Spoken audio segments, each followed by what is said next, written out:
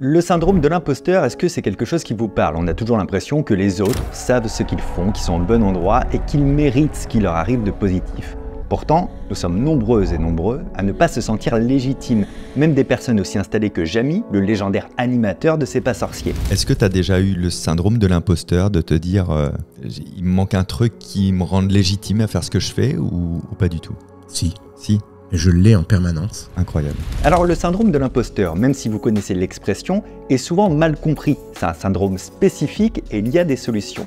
Je vais vous en parler en connaissance de cause parce que je l'éprouve personnellement.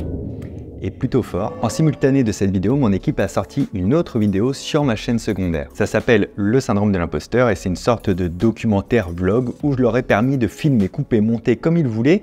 Et vous pourrez voir que j'ai pas une très grosse opinion de mon travail souvent. Tout ça pour vous dire que le sujet me touche et je crois qu'il fallait faire une vidéo de référence pour toutes les personnes qui se reconnaissent là-dedans.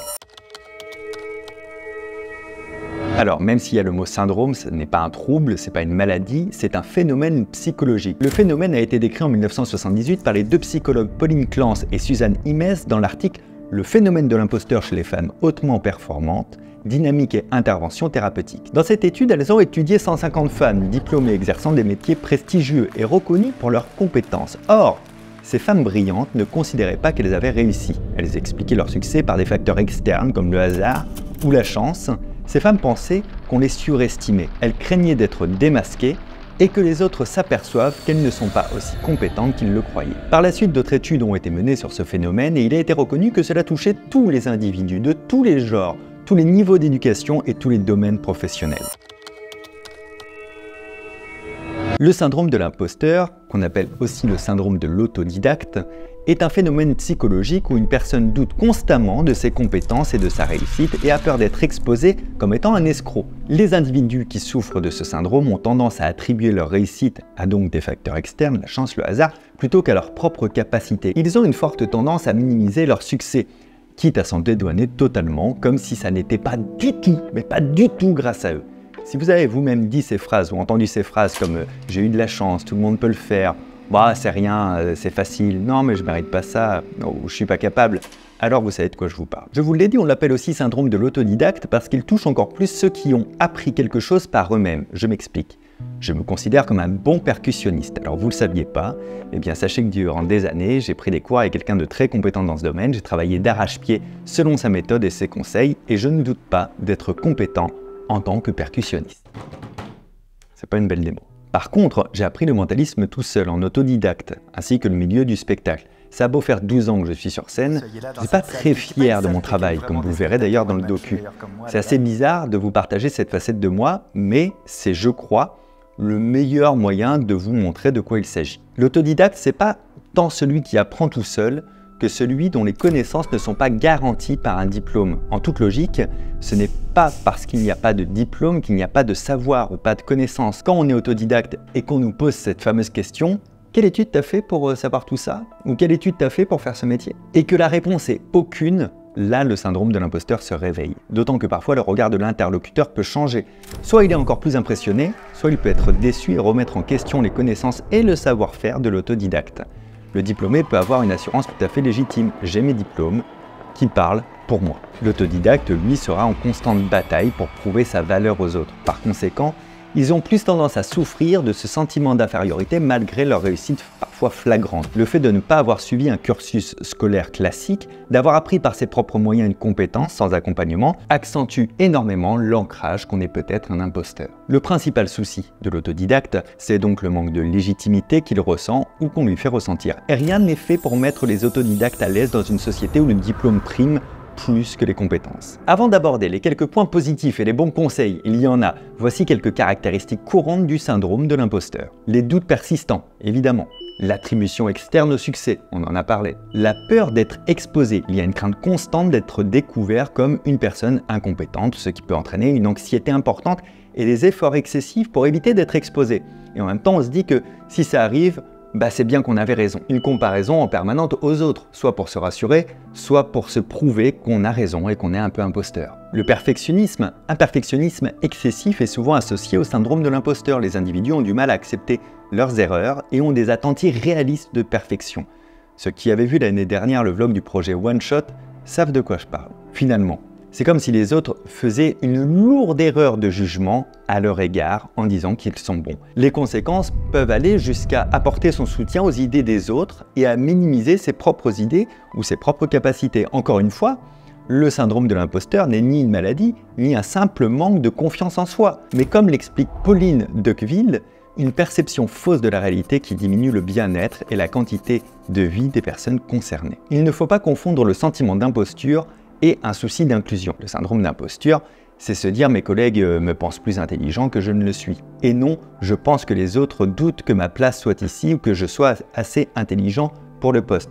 C'est pas les autres qui doutent, c'est nous-mêmes. Entre se croire incapable et que les autres nous croient incapables, ce sont deux choses très différentes. 70% des gens auraient déjà été touchés par ce syndrome au moins une fois dans leur vie, estiment les psychologues dans un domaine ou dans un autre. Ce n'est pas un phénomène universel qui touche tout ce que l'on fait.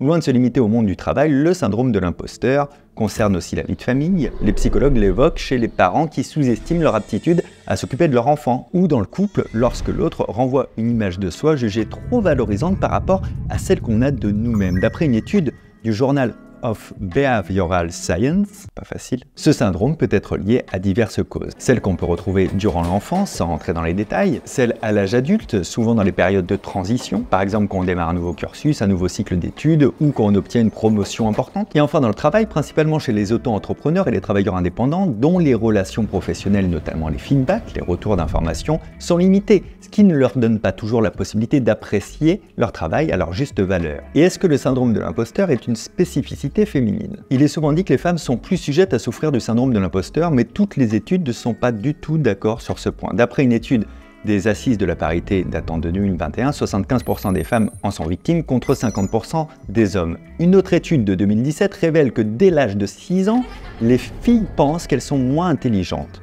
Les hommes postuleraient à un emploi s'ils remplissent 60% des qualifications demandées, tandis qu'une femme ne postulera que si elle remplit 100% des qualifications qui lui sont demandées. Mais finalement, ça peut être aussi un simple niveau d'exigence. Selon les psychothérapeutes et spécialistes Elisabeth Kadosh et Anne de Montarlot, les femmes seraient davantage sujettes pour plusieurs raisons. Mais selon d'autres études récentes, les hommes seraient tout autant concernés que les femmes. Selon la psychologue Sandy Mann, on aurait tendance à faire du syndrome une spécificité féminine car les premières études ont été menées sur des femmes. Pourtant, des études ultérieures évoquent de nombreux cas d'hommes touchés, des étudiants, de grands universitaires, des hommes d'affaires, des sportifs accomplis, des pères de famille, des artistes, etc. Une étude, par contre, a révélé que ce syndrome pouvait avoir des points positifs. Le syndrome a le défaut de générer un stress plus grand. Les psychologues Yarkis Dodson évoquent ce que l'on appelle la courbe de réaction au stress qui montre que le stress, jusqu'à un certain point, peut améliorer les performances. Bassima Toufik a mesuré les niveaux de syndrome de l'imposteur chez 155 employés d'une société de conseil en investissement. Elle a pu, grâce à un questionnaire, découvrir quels étaient les employés qui souffraient du syndrome de l'imposteur. Ensuite, elle a demandé à leurs supérieurs d'évaluer les performances et les compétences interpersonnelles des employés en leur demandant dans quelle mesure ils étaient d'accord avec cette phrase « Cet employé crée des relations de travail efficaces avec ses collègues » et d'autres phrases du même genre. L'étude a révélé que les employés atteints du syndrome de l'imposteur étaient généralement jugés comme ayant de meilleures compétences interpersonnelles que leurs pairs plus confiants et étaient considérés comme tout aussi compétents dans le travail à effectuer. Sachant qu'il y a des bienfaits et des méfaits, il ne faut peut-être pas forcément chercher à complètement éradiquer ce sentiment et ce syndrome, en tout cas pas s'il ne nous gâche pas la vie complètement. Conserver un peu de ce sentiment pourrait contribuer à un bien-être personnel et professionnel. Ça pousse au dépassement de soi. Important néanmoins, à ce jour, aucune étude n'a montré que ces personnes étaient moins compétentes.